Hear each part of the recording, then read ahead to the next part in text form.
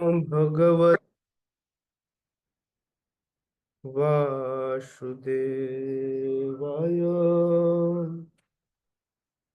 ओम नमो भगवते वासुदेवाय। नारायणं नमस्कृत्य नरं चैव नरोत्तमं देवीं सरस्वतीं व्यासं ततो जयमुदीरये। नष्टप्रायेषु अभद्रेषु नित्यं भागवत सेवया भगवती उत्तम श्लोके भक्तिर्भवति नैष्ठिकी। कृष्णाय वासुदेवाय देवकी नंदनाय च नंदगोपकुमाराय गोविन्दाय नमो नमः। ॐ अज्ञानतिमिरन्धस्य ज्ञानञ्जनशलाकया चक्षुरुन्मीलितं येन तस्मै श्रीगुरवे नमः।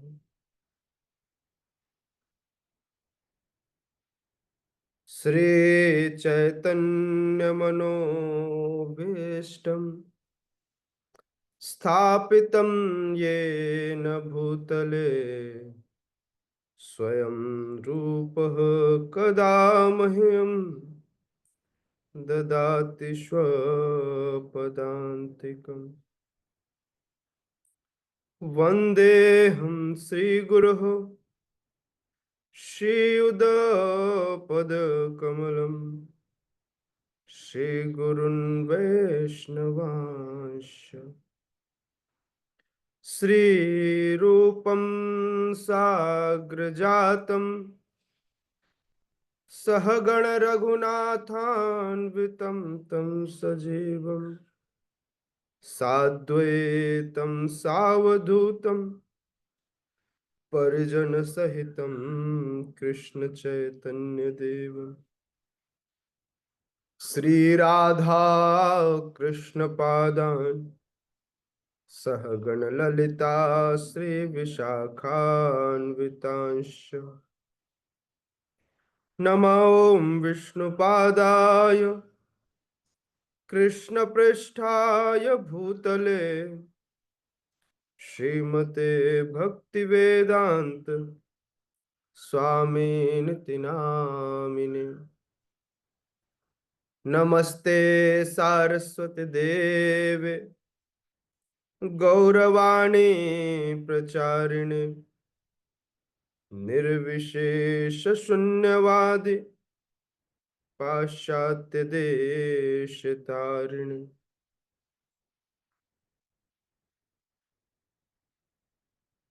हे कृष्ण करुणा सिंधु दीनबंधु जगतपते गोपेश गोपिका कांत राधा कांत नमोस्तुते। तप्त कांचन गौरांगी राधे वृंदावनेश्वरी वृषभानुसुते देवी प्रणमामि हरिप्रिये। वाञ्छाकल्पतरुभ्यश्च कृपा सिन्धुभ्येव च पतितानां पावनेभ्यो वैष्णवेभ्यो नमो नमः।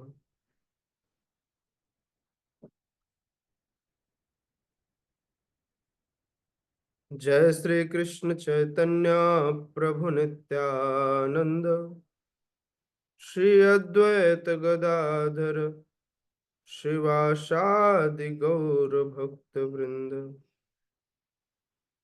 हरे कृष्णा कृष्णा कृष्णा हरे हरे, हरे राम राम राम हरे हरे।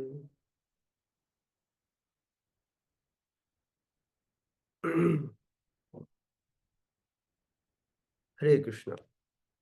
स्वागत है आप सभी का श्रीमद् भगवद गीता के इस सुबह के सत्र में। आप सभी अध्ययन कर रहे हैं भगवत वाणी भगवद गीता। हम अध्याय 7 के श्लोकों का अध्ययन कर रहे हैं। इस अध्याय का नाम है भगवत ज्ञान। कल हमने श्लोक 25 और 26 पर चर्चा की थी। अब मैं श्लोक क्रमांक 27 पर चर्चा करूंगा। कल मैं शायद बोलना भूल गया हूं कि श्लोक क्रमांक 25 आप सबको याद करना है। वेरी इंपॉर्टेंट श्लोक। नाहम प्रकाशः सर्वस्य योगमाया समावृता मूढ़ो वयम नाभिजानाति लोको माम चमव्ययम्। तो यह श्लोक सभी याद करें। आप सबके लिए बहुत इंपॉर्टेंट है ये श्लोक।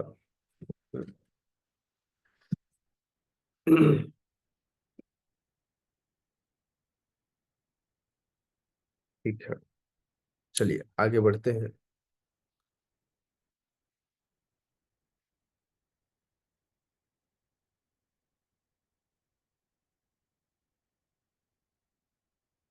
इच्छा द्वेष समुत्थेन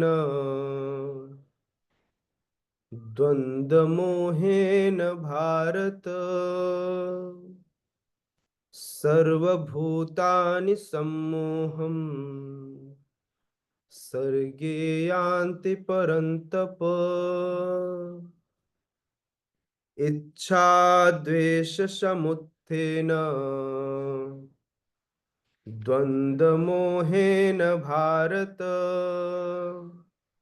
सर्वभूतानि सम्मोहम् सर्गे यान्ति परन्तप। इच्छा द्वेष समुत्थेन द्वंद्व मोहेन भारत सर्वभूतानि सम्मोहम् सर्गे यान्ति परन्तप। यस, कोई करेगा? रिसाइट कीजिए श्लोक क्रमांक 27। प्लीज माता जी रिसाइट कीजिए। हरे कृष्ण प्रभु जी, दंडवत प्रणाम।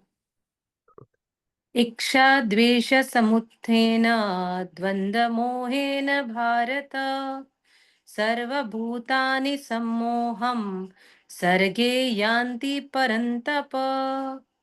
सुंदर। यस, सूरज प्रभु। हरे कृष्ण प्रभु जी, दंडवत प्रणाम। दंडवत प्रणाम प्रभु जी।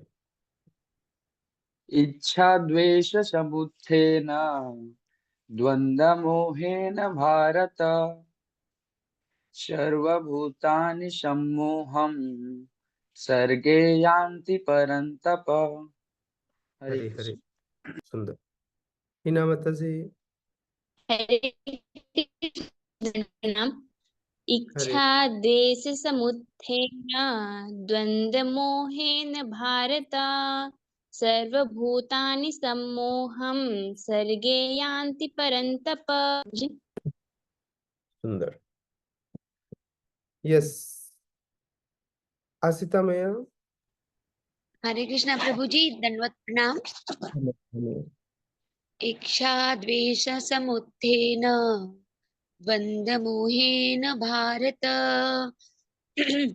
सर्वभूतानि सम्मोहं सर्गे यान्ति परन्तप। हरे कृष्णा। विशाल प्रभु। हरे कृष्ण प्रभु जी, तन प्रणाम। दंडवत प्रणाम। इच्छा द्वेष समुत्थेन द्वंद्व मोहेन भारत, सर्वभूतानि सम्मोहं सर्गे यान्ति परन्तप। हरे बहुत कृष्ण। सुंदर। यस अंजलि मैया।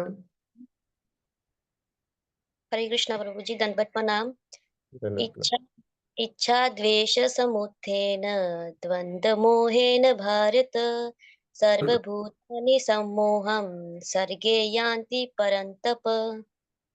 बहुत बढ़िया। ओके, सो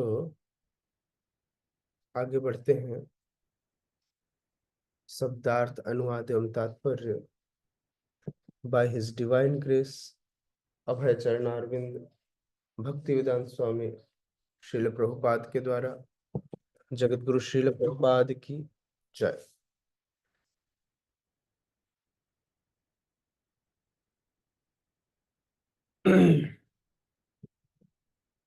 तो इच्छा मतलब मनसा, इच्छा, हम इच्छा प्रकट करते हैं। द्वेष, जब किसी व्यक्ति से द्वेष होता है, द्वेष मतलब किसी कारणवश घृणा अथवा जलन, इसका दूसरा स्वरूप है। समुत्थेन, जब उदय हो जाता है। द्वंद, तो इस द्वंद से मोहेन, मोह के द्वारा मतलब भ्रम के द्वारा। भारत, हे भरतवंशी, सर्व सभी, भूतानी जीव, सम्मोहम मोह को, सर्गे जन्म लेकर, यान्ति जाते हैं, प्राप्त होते हैं, परंतप हे शत्रुओं के विजेता।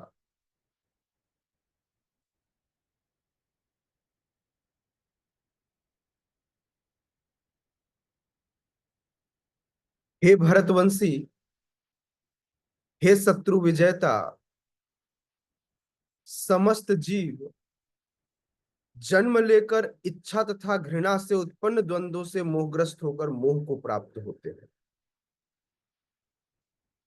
इसको कैसे दूसरी तरीके से समझेंगे? इसको कैसे दूसरी तरीके से समझेंगे? ध्यान से समझिएगा। क्या कह रहे हैं? भगवान कह रहे हैं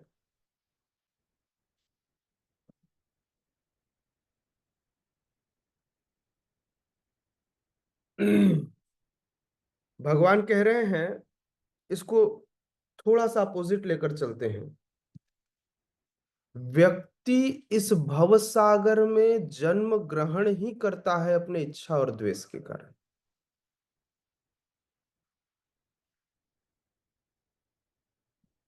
यदि हमारा स्वभाव लोगों से कोई इच्छा अपेक्षा न रखने का हो, यदि हम किसी से द्वेष न करें, किसी भी प्रकार का घृणा न करें, किसी प्रकार का हमें सामने वाले से कोई एक्सपेक्टेशन न हो, तो हमारी प्रॉब्लम लगभग सॉल्व हो जाएगी। हमें हर व्यक्ति के कारण प्रॉब्लम होती है। अगर उसने मेरी बुराई कर दी तो प्रॉब्लम, उसने मेरी नहीं सुनी तो प्रॉब्लम।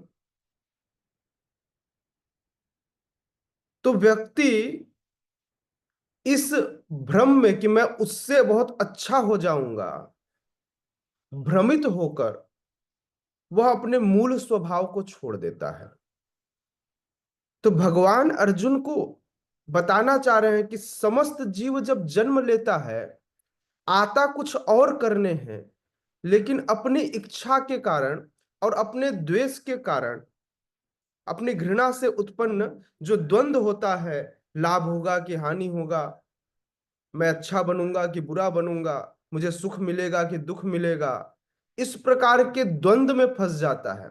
दो कारणों से, एक तो द्वेष के कारण और दूसरा इच्छा के कारण।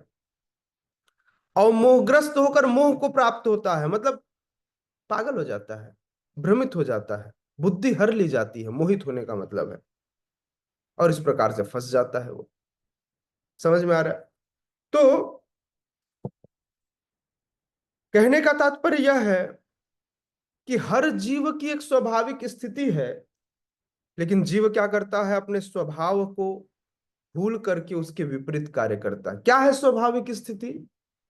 जीवेर स्वरूप है नित्य कृष्णदास, यह उसकी स्वाभाविक स्थिति है। लेकिन व्यक्ति अपने स्वभाव को छोड़ देता है, और स्वभाव को छोड़ क्या करता है, मोह में फंस जाता है। बोले सब मोह माया है। तो जब मोह माया की बात करें तो व्यक्ति को दो चीजें समझ में आती है, पैसा और परिवार। नहीं, पैसा और परिवार नहीं, इस संसार में सब कुछ हमको मोहित करने वाला ही है ना। जो हमको मोहित करता है मतलब भ्रमित करता है। हम्म। और इसलिए व्यक्ति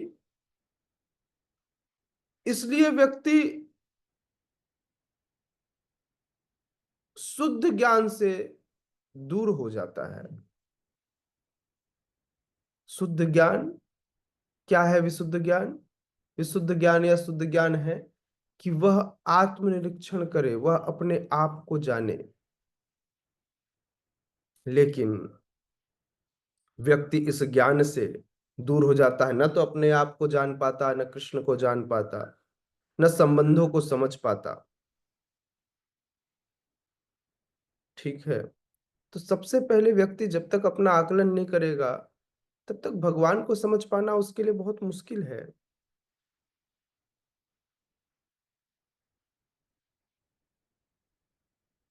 और इच्छा और घृणा का यह जो द्वंद्व है वह इतना तीव्र हो जाता है, इतना हैवी हो जाता है कि उसे समझ में नहीं आता कि वह क्या करे।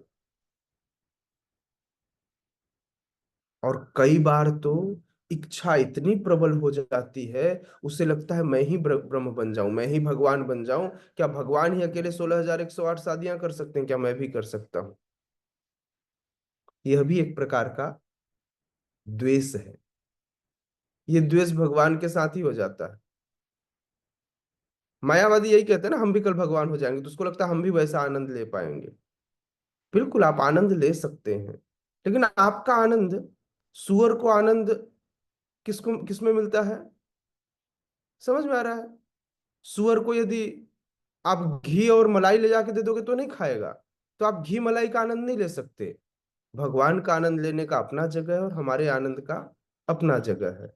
जीव कभी भी उस आनंद से, क्योंकि जितने लोग ऐसा सोचते हैं उनसे बोलिए, कोई व्यक्ति एक पत्नी से सुखी है जो वो 16,108 शादियां करके सुखी हो सकेगा? तो केवल भगवान कर सकते हैं, क्योंकि भगवान उनको सुख देने के लिए आए थे, न कि स्वयं को। भगवान अपने आप में आत्माराम है। भगवान को आनंद लेने के लिए किसी और की आवश्यकता नहीं। भगवान कौन है? आत्माराम, है ना। श्रीला प्रभुपाद कहते हैं कि किसी शुद्ध भक्त की इच्छा तथा घृणा मोहग्रस्त नहीं होती, क्योंकि उसकी इच्छा भी कृष्ण है। तो इसलिए वह मोहित नहीं होता। क्यों? बोले कारण क्या है? कारण यह है कि वह सदैव अपने अंतःकरण में कृष्ण के बारे में सोचता है। स्वयं के सेंस ग्रेटिफिकेशन से उसको कोई मतलब नहीं होता। वह कृष्ण के इंद्रियों को तुष्ट करने के लिए बना है और वही करता है। वह यह जान सकता है, वह समझ सकता है कि भगवान अपने अंतरंगा शक्ति से प्रकट होते हैं जब भी आते हैं। कई बार लोग ऐसा सोचते हैं कि ये भगवान कहाँ से आए हैं? अव्यक्त से व्यक्त हुए हैं, मतलब निर्विशेष से। भगवान है तो निर्विशेष, लेकिन भगवान यहाँ अवतार ग्रहण करते हैं। मतलब भगवान का जो मूल स्वरूप है, लोग क्या कहते हुए निराकार है। तो आपने कभी सोचा है किसी निराकार से कोई साकार चीज आई है क्या? कोई भी एक एग्जाम्पल जो निराकार से आई हो। कोई भी साकार चीज बनी होगी तो किससे बनी होगी? साकार से बनी होगी। निराकार से साकार नहीं आता है ना। इस कमरे में बना कोई भी चीज आपके कमरे में बना कोई भी चीज, ऐसा हुआ है क्या निराकार ने किसी को बनाया हो? सब कुछ साकार से बना है। अगर इस कमरे की बात करें तो इस कमरे में भी मिट्टी, चूना, पत्थर, सीमेंट जो भी लगा है ये सब साकार स्वरूप है, और साकार का ही परिवर्तित रूप है। निराकार से कोई चीज नहीं आया, सब कुछ साकार से आया है ना। तो अज्ञान से मोहग्रस्त होकर कुछ लोग ऐसा सोचते हैं कि भगवान प्रकृति के मिलाप से बने हैं, इन पंच तत्वों के मिलाप से बने हैं। अपने आप बोले कुछ ऐसी घटनाएं घटी कि ये मिल गए और ऐसा स्वरूप बन गया। हाँ, यही उनका दुर्भाग्य है कि भगवान को वो ऐसा समझते हैं। समझ रहे हैं? यही उनका मूल दुर्भाग्य है। ऐसे मोहग्रस्त व्यक्ति, उनको मान अपमान, दुख सुख, स्त्री पुरुष, अच्छा बुरा, आनंद पीड़ा, इसी में फंसे रहते हैं। वे इसी के बारे में सोचते रहते हैं, ये मेरी पत्नी है, ये मेरा पति है, ये मेरा बच्चा है, यह मेरा घर है, ये मेरा सम्मान है, मैं इसका स्वामी हूं। हाँ, मैं इस स्त्री का पति हूं। ये भूल जाते हैं। हाँ, व्यक्ति जब यह मान लेता है कि मैं मालिक, मैं इस स्त्री का पति हूं, तो क्या हो जाता है? यही मोह उसे परेशान करता है। यही मोह के द्वंद्व हैं। ऐसे लोग ऐसे द्वंद्वों से मोहग्रस्त रहते हैं, वे निपट मूर्ख हैं और वे भगवान को कभी नहीं समझ पाते। Isn't it? ओके, कोई क्वेश्चन? नहीं तो आगे बढ़ेंगे।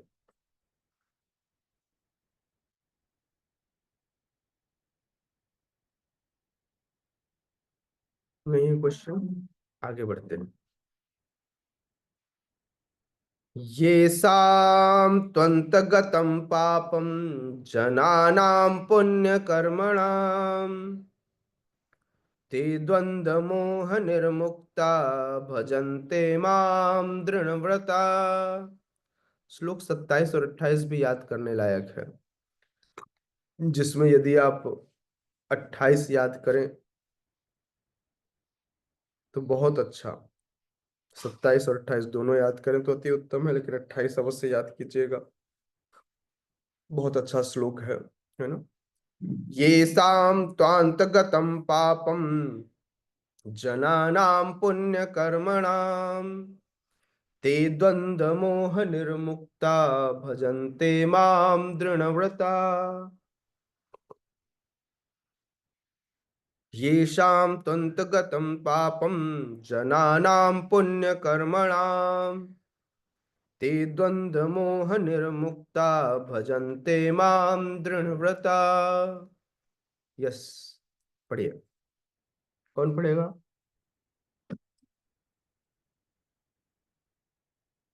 प्लीज, सुरेश प्रभु। हरे कृष्ण प्रभु जी। अरे बोल। येषां त्वन्तगतं पापं जनानां पुण्यकर्मणां ते द्वन्द्वमोह निर्मुक्ता भजन्ते मां दृढ़व्रताः। हरे हरे। यस माता जी।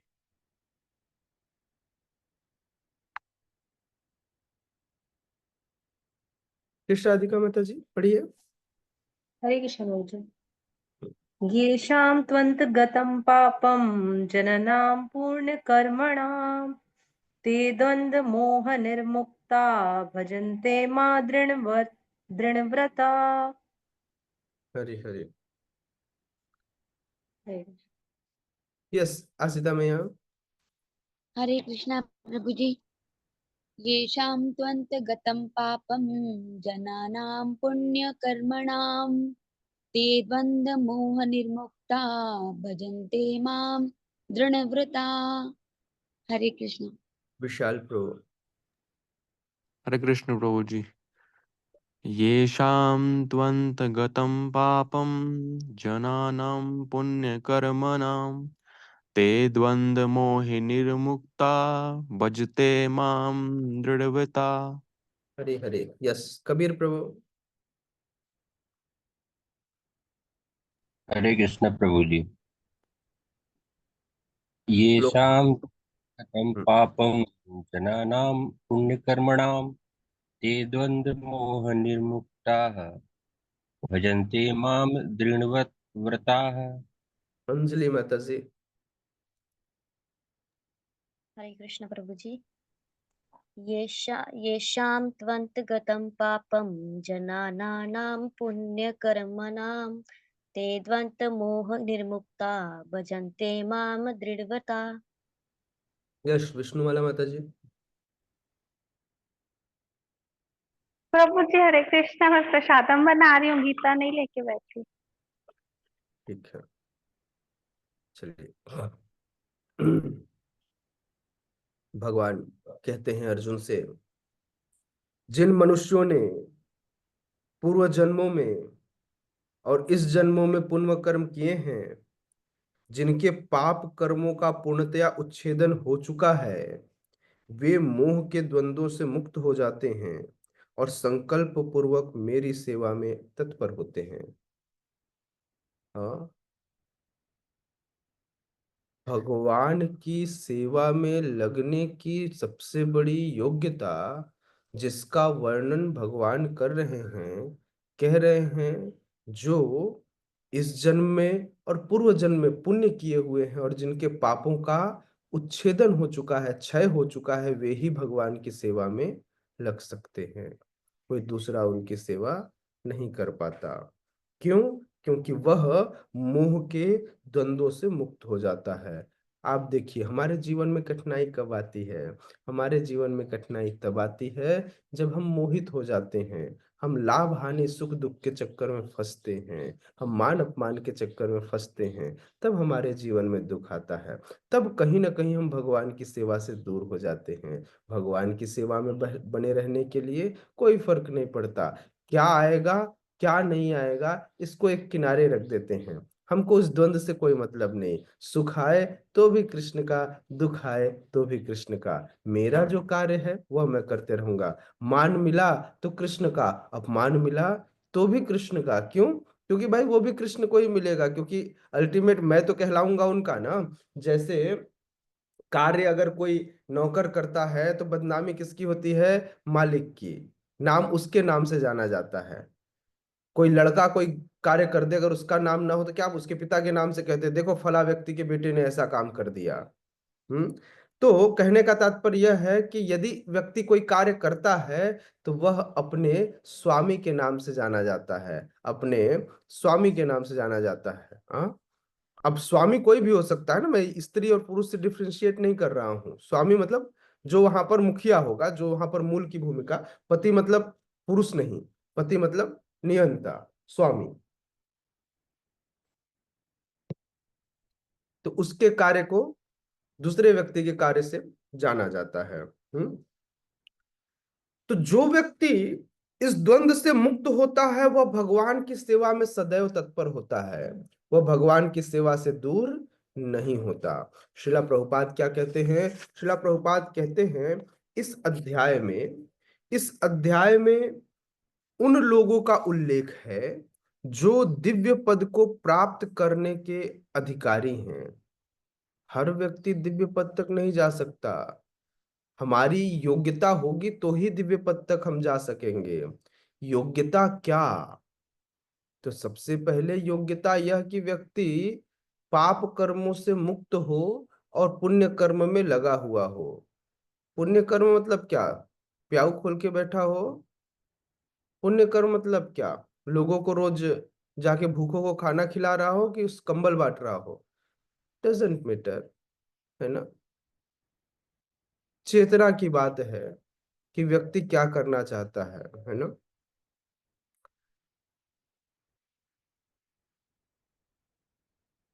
जो व्यक्ति पापी है, जो व्यक्ति भगवान को नहीं मानते, जो भौतिक जगत के कार्यों में फंसे हुए हैं और जो कपटी हैं, कपट करते हैं, कहते कुछ हैं करते कुछ हैं, या दो चेहरे वाला व्यक्ति, है ना, बाहर बाहर से कुछ और। देखिए, कई बार व्यक्ति अपने लिए कपटी हो सकता है लेकिन दुनिया के लिए अगर कपटी ना हो तो भगवान बोलते ओके।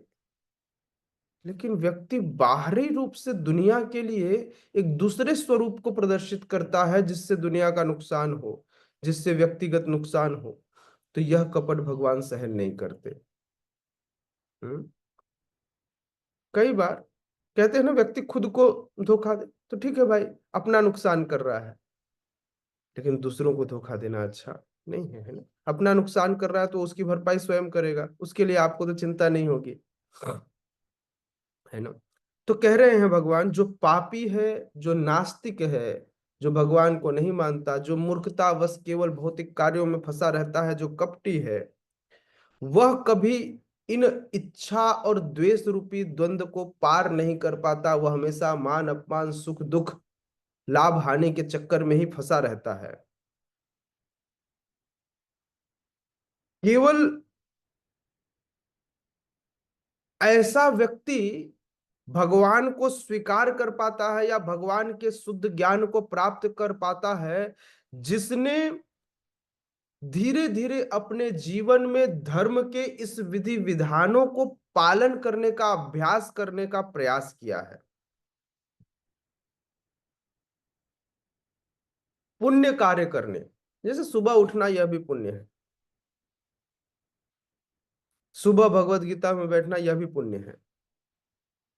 ये पुण्य हम किसी भौतिक लाभ के लिए नहीं कर रहे, मतलब मैं ऐसा बता रहा हूं कि पुण्य शब्द बहुत छोटा है इस आध्यात्मिक कार्य के लिए, लेकिन फिर भी अगर मान लीजिए आपके पास 1 करोड़ आए तो कोई आपसे पूछे क्या आपके पास 10 रुपए है, तो आप बोलोगे ना 10 रुपए है। तो ये बिल्कुल ऐसा है कि ये है तो आध्यात्मिक कार्य, लेकिन आपसे पूछा जा रहा है कि आप पुण्य करते हो। हाँ, पुण्य करते हैं, रोज सुबह उठते हैं, रोज भगवान का नाम लेते हैं।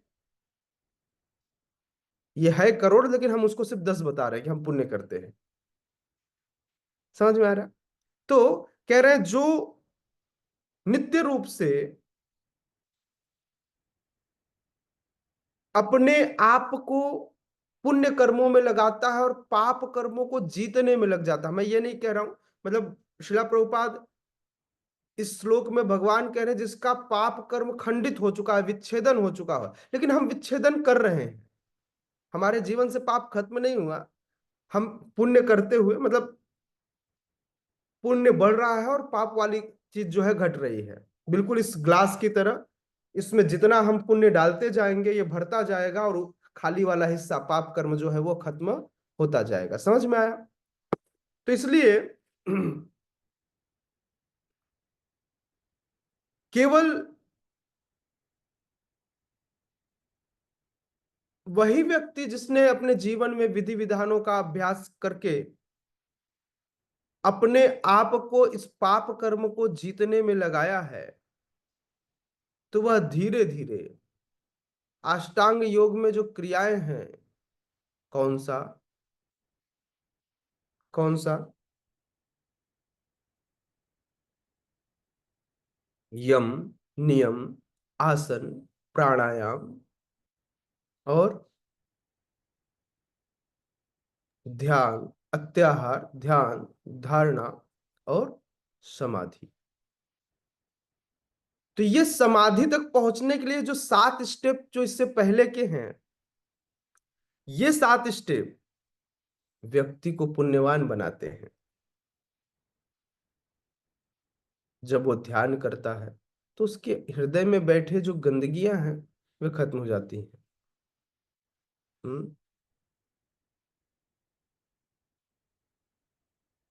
तो क्रमशः जब व्यक्ति भगवान भगवान के गुण लीला रूप आदि का ध्यान करता है, उनको श्रवण करता है या शुद्ध भक्तों के संग में बैठकर वह कार्य करता है, तो समाधिस्थ हो जाता है। अर्थात अब उसे भक्तों के संग या भगवान की गुण लीला आदि में ही मन लगता है। तो यह समाधि की अवस्था है। अब उसका बाहर कहीं और जीवन में और कहीं बाहर उसका मन नहीं लगता। और जब व्यक्ति भक्तों का संग करता है तो कृष्ण भावनामृत ये बिल्कुल उस खाद और पानी की तरह है कि एक सूखे हुए वृक्ष को यदि अचानक खाद और पानी मिल जाए तो बहुत फास्ट ग्रो करता है।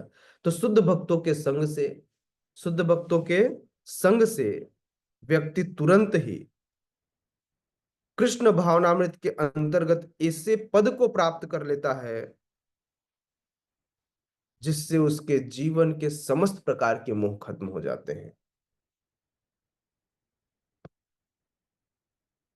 भक्तों के संग से तब उसे समझ में आने लगता है मैं फालतू इस चीज के लिए परेशान होता, ठीक है नुकसान ही तो हुआ है, कौन सा किसके लिए ये चीज हमेशा था, सब टेम्परेरी है, जीवन में आने वाली चीजें सब टेम्परेरी हैं। बोले इससे कोई फर्क पड़ता है क्या, इसमें से कोई चीज मेरे साथ जाने वाली है क्या। कई तरह के नुकसान होते हैं, कई बार परिवारजनों अपने प्रियजनों का नुकसान होता है, हमारे प्रियजन या तो हमसे रूठ जाते हैं, हमसे अलग हो जाते हैं, अथवा इस धराधाम को छोड़कर चले जाते हैं। लेकिन नुकसान क्या है, आज नहीं तो कल वो रूठने ही थे, वे आपको छोड़ने ही थे, कोई बात नहीं, 10 साल बाद छूटना था, 10 साल पहले छूट गया। कोई आपके साथ जाने वाला था क्या एक ही रथ में चढ़कर ना।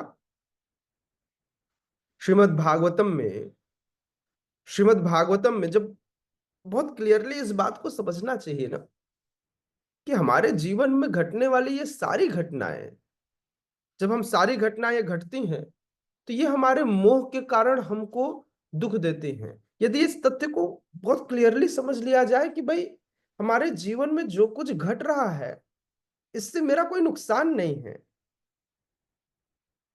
कोई मुझे छोड़कर चला जाए, धन का नुकसान हो जाए, इनमें से कोई भी चीज मेरा कभी था ही नहीं,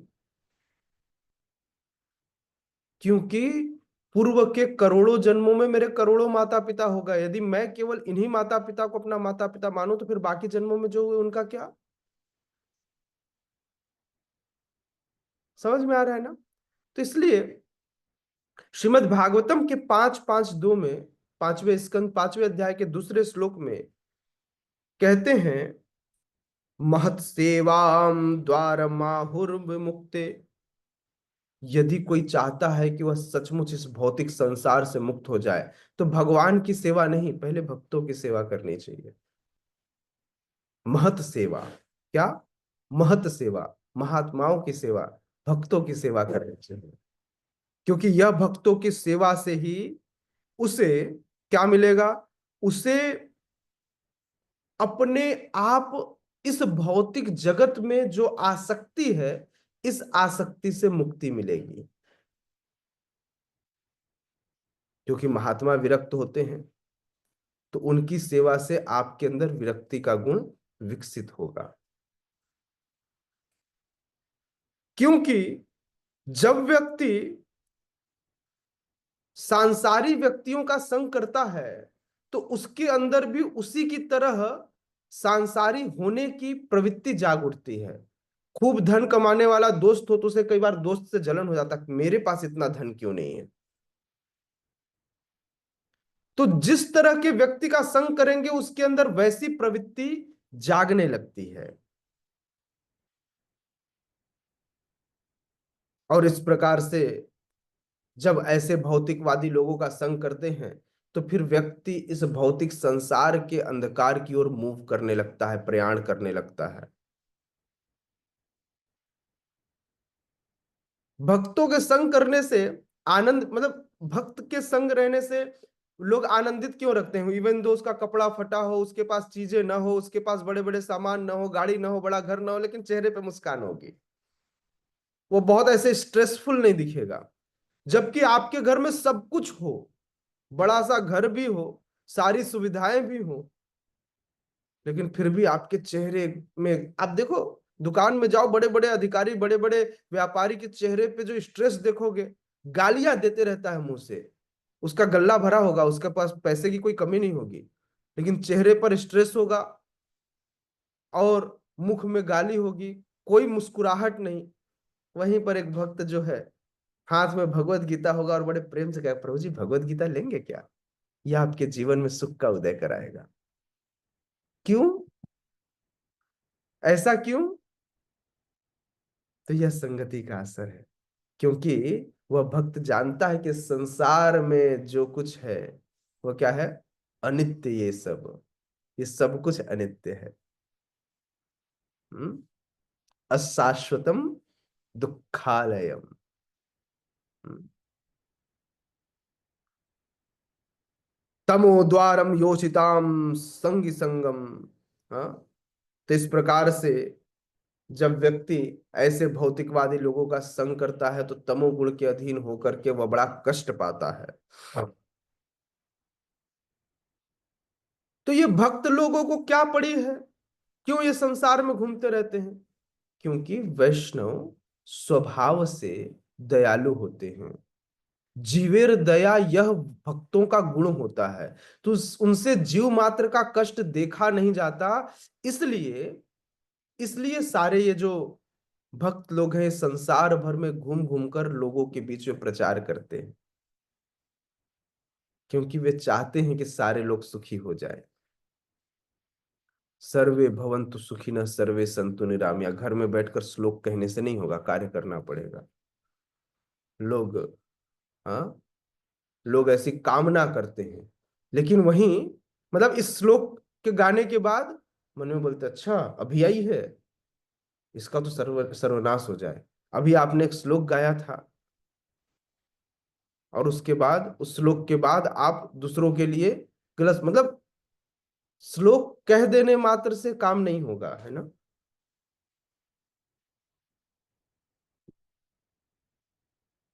तो इसलिए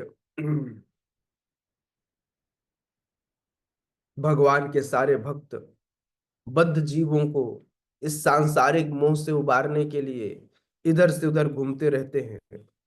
हम्म।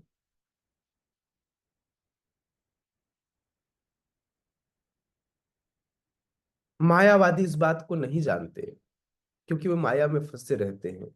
वो ईश्वर को भुला देते हैं। भगवान को भुलाना ही, भगवान को भूल जाना ही, किसी के द्वारा किए गए उपकार को भुलाना ही सबसे बड़ी अवहेलना है। किसी से कर्ज लेकर भूल जाना, समझ में आ रहा है? किसी ने आपको कर्ज दिया अपने कमाए हुए धन को, और आप पैसा लेकर भूल गए। हम्म, हो सकता है वो दयालु हो, लेकिन फिर भी यह अवहेलना है। यह भगवान की बनाए गए नियम का सबसे बड़ा अवहेलना है।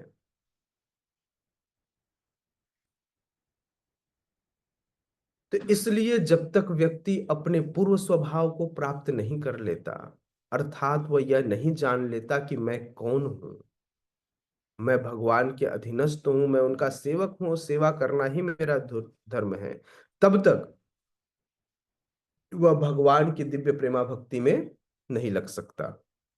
भगवान की दिव्य प्रेमा भक्ति, क्योंकि भाई प्रेम तब होगा जब आपको समझ में आ जाए कि सही मायने में ये मेरा हितैषी है। प्रेम किससे होता है? भाई मान लीजिए एक कपड़ा हो जो बड़ा ढीला ढाला हो, जो आपके शरीर में फिट ना आए, तो आपको उससे प्रेम होगा क्या? नहीं होगा। जो चीज आप पर फिट आएगी उससे आपको प्रेम होगा। हाँ, तो सबसे पहले आप ये देखो कि भाई ये मेरा है या नहीं है, ये मेरे लिए है या नहीं है। तो जो चीजें आपके लिए है वह आपको प्रेम पैदा करके देगा, है ना। तो इसलिए जब व्यक्ति जान लेगा कि मैं ये हूं और यही मेरा कार्य है, तो उससे प्रेम हो जाएगा, है ना। तो अपनी स्वाभाविक स्थिति में पहुंचकर, है ना, अपने संकल्प के साथ भगवान की दिव्य प्रेमा भक्ति में लग सकता है ना। जब आप अपने आप को समझ लो, नहीं तो भगवान की दिव्य प्रेमा भक्ति को प्राप्त करना अत्यंत कठिन कार्य है, या आसान नहीं। ठीक है। Yes, any question?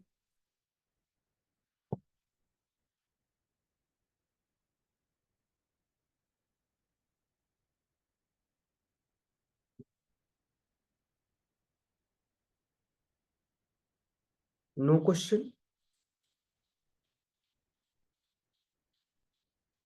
तो क्लास यहां से एंड करेंगे। अगर आप लोग चाहें तो कल से क्लास की टाइमिंग 5:45 रख सकते हैं आप, जो 6 है, ताकि क्लास 1 घंटे पूरे हो सके। ठीक है, 6:50 हो चुका है। नेक्स्ट श्लोक लेंगे तो समय लगेगा, तो 5:45 से 6:45 तक हम क्लास करेंगे। यदि क्वेश्चन होगा तो 10 से 15 मिनट में हो जाएगा, ताकि आप लोग को समय कम है। थैंक यू माता जी।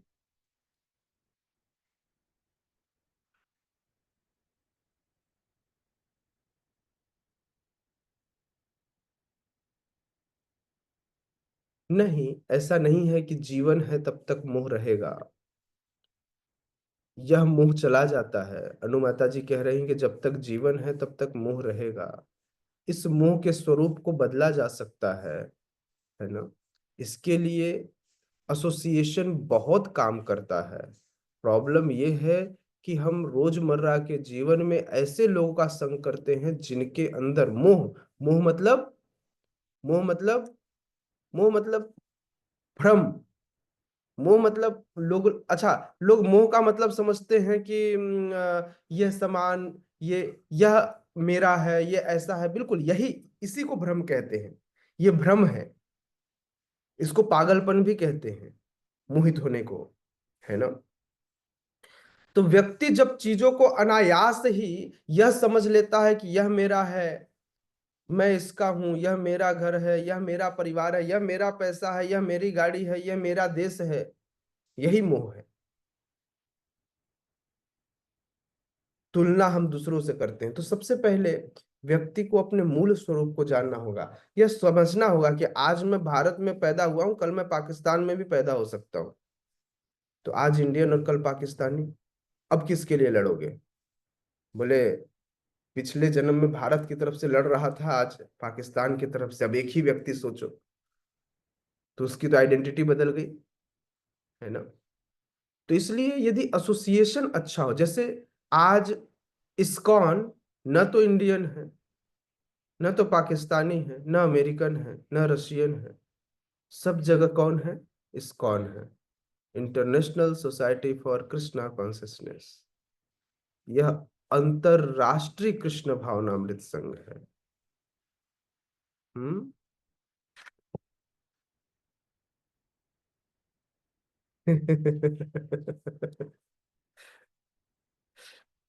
तो इसीलिए पाकिस्तान में पाकिस्तान में जन्म नहीं, पाकिस्तान में भी बहुत अच्छे लोग हैं, हमारे भक्त।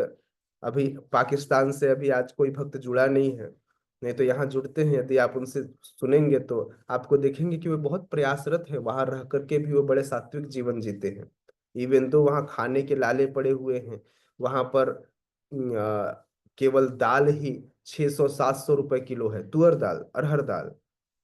लोगों के पास पैसे नहीं है, दाल की कीमत वहां पर 600-700 रुपए किलो है, लेकिन फिर भी किसी तरह वो अपना जीवन यापन कर रहे हैं। हम्म। तो ये एसोसिएशन का असर है, अच्छी शिक्षा का असर है। ठीक है, थैंक यू सो मच। हरे कृष्णा। जगत गुरु श्रील प्रभुपाद की जय। श्रीमद् भगवद गीता यथारूप की जय। उपस्थित गौर भक्त वृंद की जय। निताय निताय गौर प्रेमानंदे। हरि हरि बोल। तो कल से अपन क्लास 5:45 से करेंगे। ओके। तो सभी को मैसेज चेंज कर दीजिएगा, मैसेज बदल दीजिएगा, ताकि 5:45 से अपन क्लास कर सके। Thank you. हरे कृष्णा।